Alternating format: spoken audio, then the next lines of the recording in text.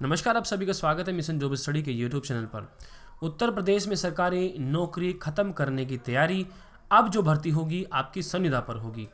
आपको बता दें कि ये खबर अब से 4-5 दिन पहले की है। मैं किसी कारणवश ये वीडियोस नहीं बना पाया था, लेकिन मैं अब बना रहा हूँ क्योंकि ये बनाना बहुत ज़रूरी है, क्योंकि ये ऐसे समय में आप लोगों का साथ देना बहुत ज़रूरी है।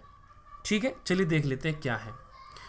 तो सबसे पहले यहाँ पर हम देखते हैं मैंने ऐसे क्यों लिखा हूँ कि आखिर उत्तर प्रदेश में नौकरियाँ जो हैं, सरकारी नौकरियाँ ख़त्म करने की तैयारी। तो एक हेडिंग आप पढ़िए ध्यान से। समूह ग में 5 वर्ष संविदा पर रखने की सिफारिश। संविदा का मतलब ये हो गया, यानी कि आपको पता है संविदा किसे कहते हैं। किसी भी विभाग में, अब के समय की बात कर रहा हूँ, जैसे बिजली विभाग हो गया और भी विभाग हो गए, कुछ स्कूल हो गए, तो वहाँ पर संविदा पर कुछ लोग रख लिए जाते हैं जो बिना किसी परीक्षा के होता है।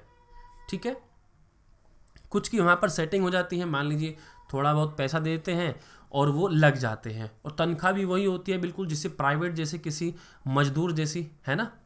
तनख्वाह कितनी मिलती है? 8 से 9 हज़ार रुपये। अगर आप मान लिए समूह है कि भर्ती पर सरकारी नौकरी के माध्यम से आप वहाँ पर सेलेक्ट होते तो तनख्वाह कितनी होती वो आपको पता है। तो यहाँ पर संविदा का मतलब ये हो गया, यानी कि कहीं ना कहीं आपको सरकारी नौकरी जो है वो ख़त्म की जा रही है, यानी कहीं ना कहीं प्राइवेटाइजेशन की ओर एक बार फिर यूपी बढ़ रहा है। ठीक है, तो प्रदेश में विभागीय कर्मियों की संख्या का युक्तिकरण, प्रभावशीलता और दक्षता में सुधार और उनके आकलन की व्यवस्था पर सुझाव देने के लिए गठित समिति ने समूह ग की भर्ती पहले 5 वर्ष तक संविदा पर रखने की सिफारिश की है। सबसे पहली बात तो मैं ये कहता हूँ कि ये जो समिति है ना, ये जो समिति जो इन्होंने बताया है कि ऐसे व्यवस्था हो सकती है, तो मैं इनके बता दूं कि भाई जो पढ़े लिखे युवा छात्र हैं उनसे वह पूछ रहे कि कैसे आखिर तरक्की की जा सकती है, कैसे इनमें सुधार किया जा सकता है। मेरा ऐसा मानना है कि भाई जो समिति है, हमारे जो युवा हैं उनको भी फाइल कर देंगे। ठीक है, कारण क्या है? क्योंकि ये मंदबुद्धि के लोग हैं, बिल्कुल जो समिति के अंदर बैठे हैं ना, ये मंदबुद्धि के लोग हैं। इनको कुछ नहीं पता, सिर्फ और सिर्फ इतना पता है कि भाई रोजगार ख़त्म करो और कुछ नहीं करना। अपने आप तो बनकर बैठ गए, मान लीजिए बड़े बड़े अधिकारी, ऊपर से यहाँ पर क्या कर रहे हैं, रोजगार को ख़त्म कर रहे हैं। जो गरीब तबके के छात्र आते हैं उनके पेट पर लात मार रहे हैं एक प्रकार से, है ना। तो इस पर सुझाव के जो लहाल है, किसी तरह की कार्रवाई की संभावना नज़र नहीं आ रही है। ठीक है, समिति के मुताबिक गुजरात में डॉक्टर पी.के. दास समिति के संस्तुतियों पर समूह ग व घ की सेवाओं में नियमित नियुक्ति किए जाने के पूर्व प्रथम 5 वर्ष के लिए संविदा के आधार पर कर्मिक रखे जाने की व्यवस्था है 2006 में शुरू की गई थी। यूपी में चतुर्थ श्रेणी के पदों पर अनुकंपा नियुक्ति को छोड़कर नई नियुक्तियां न किए जाने की व्यवस्था है। आवश्यकता पर आउटसोर्सिंग से चतुर्थ श्रेणी कर्मी रखने की व्यवस्था है। समिति ने गुजरात राज्य की तरह प्रदेश में समूह ग की सेवाओं के लिए विभिन्न पदों पर प्रथम 5 वर्ष के लिए उनकी सेवा नियमावली में शामिल शैक्षिक योग्यता व चयन प्रक्रिया के अनुसार संविदा के आधार पर नियुक्ति करने की व्यवस्था यहाँ पर की संतुति की है। संविदा राशि का निर्धारण राज्य सरकार में लागू व्यवस्था के अनुसार करने का सुझाव दिया गया है। उल्लेखनीय कि पूर्व में समूह ख ग के लिए इसी तरह के प्रस्ताव तैयार किया गया था, लेकिन विरोध के बाद इसको ठंडे बस्ते में डाल दिया गया था। इस बार भी यही होगा भाई। सरकार ने स्पष्ट कर दिया कि ऐसे किसी प्रस्ताव पर विचार नहीं किया जा रहा है। फिलहाल इस सिफारिश पर कार्रवाई की संभावना नज़र नहीं आ रही है। चलो कोई बात नहीं। समूह ग की भर्ती एनआरए से कराने की संतुति। समिति ने केंद्र सरकार की राष्ट्रीय भर्ती संस्थान एनआरए के माध्यम से सामान्य अर्हता परीक्षा यानी कि सेट सीटी की बात कर रहे हैं कि व्यवस्था लागू होने के बाद समूह ग की भर्ती इसी के स्कोर से करने का सुझाव दिया है। समिति ने कहा कि इससे अभ्यर्थियों को अलग अलग भर्ती परीक्षाओं के लिए बार बार आवेदन की आवश्यकता नहीं होगी। भर्ती में पारदर्शिता सुविधा के साथ साथ परीक्षाओं में शामिल होने वाले अभ्यर्थियों, विशेषकर महिला अभ्यर्थियों की सुविधा होगी।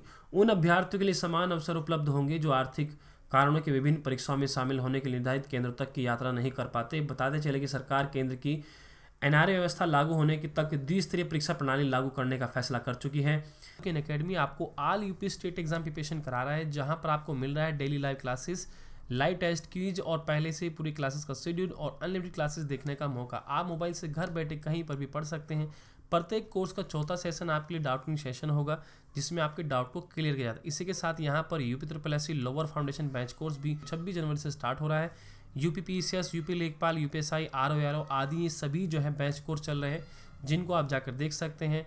तो यहाँ पर जो ये course for UP SSC lower PCS exam 2021 ये 5 मिनट तक चलेगा, जिसको आप ज्वाइन कर सकते हैं। मैंने वीडियो के डिस्क्रिप्शन में लिंक दे रखा है, ठीक है, जिसमें आपको रिवीजन भी मिलेगा, गाइडेंस भी मिलेगा, टॉप एजुकेटर से लाइव डाउटिंग सेशन मिलेगा, लैंग्वेज हिंदी रहेगी, वीकली क्विज और प्रैक्टिस सीरीज़ आपके लिए रहेगी। सभी यहाँ पर टॉप एजुकेटर है जिन्हें कई सालों का अनुभव है, तो उनसे पढ़ने का आपको मौका मिलता है। इसी के साथ आप अगर प्लान लेते हैं तो एक रेफरल कोड यूज़ कीजिए और 10% डिस्काउंट आपको मिलेगा। बाकी फ्री में जो स्पेशल क्लास होती है उनको अनलॉक करने के लिए एक रेफरल कोड जरूर यूज़ करें, और ये सब चीज़ें आपको अनअकैडमी लर्निंग ऐप पर मिलेंगी। सेवाएं आउटसोर्स हो, देखो विभाग द्वारा चिन्हित सेवाओं को आउटसोर्सिंग या फिर पीपीई मोड में कराने का सुझाव दिया गया है। यदि इस प्रयास के बाद भी कुछ पदों को आउटसोर्सिंग से भरने की आवश्यकता हो तो इसके जरिए कर्मचारियों को लेने के लिए एक नियमावली बनाने को कहा गया है। नियमावली सभी विभागों, स्वशासी संस्थाओं, नगरीय निकायों, सार्वजनिक उपक्रमों और निगमों के लिए प्रभावी होगी। देखो चलो ठीक है, मानता हूँ कि सरकार के पास ऐसी समिति है जो ऐसे सुझाव देती है, ठीक है, तो हमारा सुझाव ये है कि भाई ये जो समिति है उनको हम बताएंगे आखिर समिति कैसे बनाई जाती है और समिति कैसे काम करती है, समिति की तनख्वाह कितनी होती है, ठीक है, कैसे उनको रखा जाता है। ये अगर सरकार को सुझाव चाहिए तो हमारे पढ़े लिखे जो युवा छात्र हैं जो तैयारी कर रहे हैं पीसीएस की, आईएएस की, यूपी दरोगा भर्ती की, लेखपाल की, स्टेनोग्राफर की, जूनियर असिस्टेंट की, न जाने कितनी परीक्षाओं की अभ्यर्थी तैयारी कर रहे हैं और ऐसे ऐसे छात्र हैं जो बहुत ही पढ़े लिखे हैं।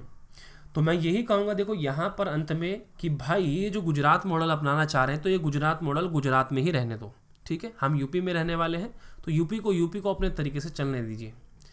अगर ऐसा होता है, देखो ये बात तो है कि भाई संविदा पर भर्ती होती है और हो भी रही है ना, पिछले गेट से भर्ती यहाँ पर हो भी रही है, बता रहा हूँ मैं आपको, संविदा पर रखे जा रहे हैं लोग, ठीक है। ये बात करते हैं कि भाई जल्दी रिजल्ट आएगा, बच्चों को दिक्कत नहीं होगी, भर्ती जल्दी हो जाएगी। अरे हम कहते हैं कि भर्ती तो अपने आप जल्दी हो जाएगा अगर आप काम करें। क्या काम करते हैं विभाग में लोग बैठकर? कुछ भी ना करते।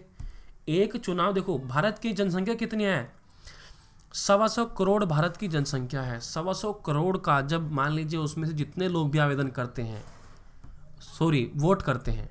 वोट करते हैं ना, तो उनका रिजल्ट कितना फास्ट नहीं निकाल देते हैं। ये विदिन 24 घंटे के अंदर, 24 घंटे से पहले रिजल्ट का अनाउंस हो जाता है। यानी सोच कर कितने लाख जो है आज जो ईवीएम मशीन है उसकी काउंटिंग कराते हैं, वहाँ पर सारी फोर्स तैनात है, पूरा जिला प्रशासन, आला अधिकारी, सारा शासन उसमें लग जाता है। तो भाई मुझे एक बात बताइए, ऐसा विभाग आप क्यों नहीं तैयार कर पाते जो तुरंत भर्ती का रिजल्ट निकाल सके? निकाल तो सकते हैं लेकिन ये करते नहीं हैं। सरकार भी इस बात के दावे करते हैं कि विभाग जल्दी करो, लेकिन हमें पता है कि कहाँ पर क्या हो रहा है, ठीक है।